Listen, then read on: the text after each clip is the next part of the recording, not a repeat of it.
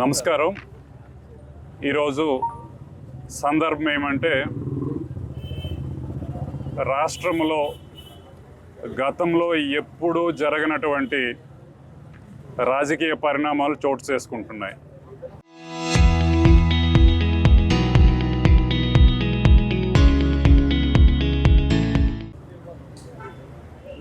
కూటమి ప్రభుత్వం అధికారంలోకి వచ్చిన కొద్ది నెలల్లోనే రాష్ట్ర చరిత్రలో ఒక అతిపెద్ద రాజకీయ కుట్రకి తెరలేపారు.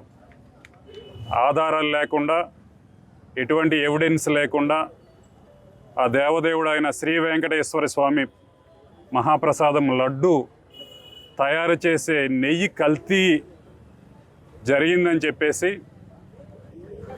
ఇప్పటి ముఖ్యమంత్రి చంద్రబాబు నాయుడు గారు, ఒకప్పటి ముఖ్యమంత్రి గారు శ్రీ వైఎస్ జగన్మోహన్ రెడ్డి గారు, అదేవిధంగా టీటీడీ మెంబర్స్, చైర్మన్స్ సుబ్బారెడ్డి గారు, కరుణాకర్ రెడ్డి గారు, వీళ్ళందరిపైన నిరాధారమైన ఆరోపణలు చేస్తూ నెయ్యిలో యానిమల్ ఫ్యాట్ వగైరా వగైరా కల్తీ చేసి సరఫరా చేశారని చెప్పేసి ఎటువంటి ఆధారాలు లేనటువంటి అబండాలు వేశారు. తిమిల మా పార్టీ నాయకులు సుబ్బారెడ్డి గారు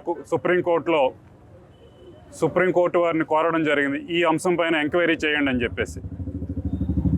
సిబిఐ ఆధ్వర్యంలో సిట్ వేశాక ఆ సిట్ ఈ మధ్యకాలంలో కోర్టుకి నివేదిక సమర్పించింది.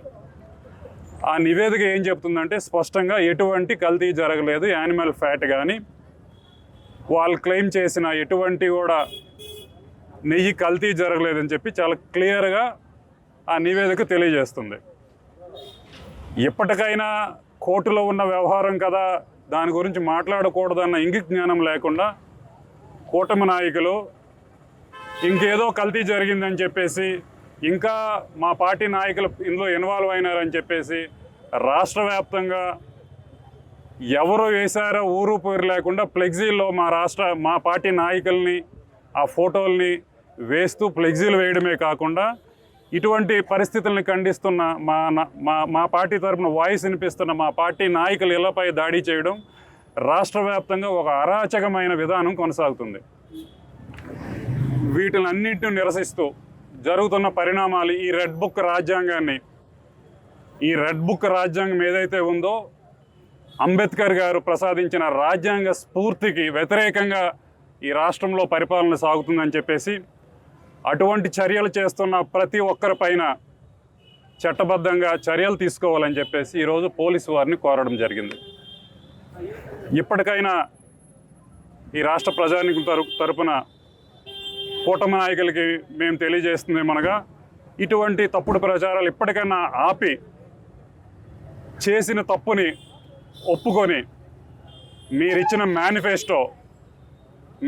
మేనిఫెస్టోలైన అంశాలపైన దృష్టి పెట్టాలని చెప్పేసి కోరుకుంటూ వాళ్ళకి మంచి బుద్ధి ప్రసాదించాలని చెప్పేసి ఆ దేవదేవుడు శ్రీ వెంకటేశ్వర స్వామిని కోరుకుంటూ ఇటువంటి పరిణామాలను పూర్తిగా యావత్తు వైఎస్ఆర్సీపీ శ్రేణులు నిర్ద్వందంగా ఖండిస్తూ, ఎవరైతే మా పార్టీ నాయకులపైన దాడులు జరుగుతున్నాయో వాళ్ళ ఇళ్లపైన కానీ కుటుంబాలపైన కానీ వాళ్ళందరికీ కూడా మేమంతా మోరల్గా సపోర్ట్ తెలియజేస్తున్నామండి. చరిత్ర సృష్టించినోడు ఇప్పుడు ఆ చరిత్రని తిరగరాయబోతున్నాడు. అబద్ధాల గోడల్ని బద్దలు కొట్టి నిజాలను రాగా మీ ముందుంచబోతున్నాడు. నిజమైన వార్తల కోసం వెంటనే డౌన్లోడ్ చేసుకోండి రా యాప్ని.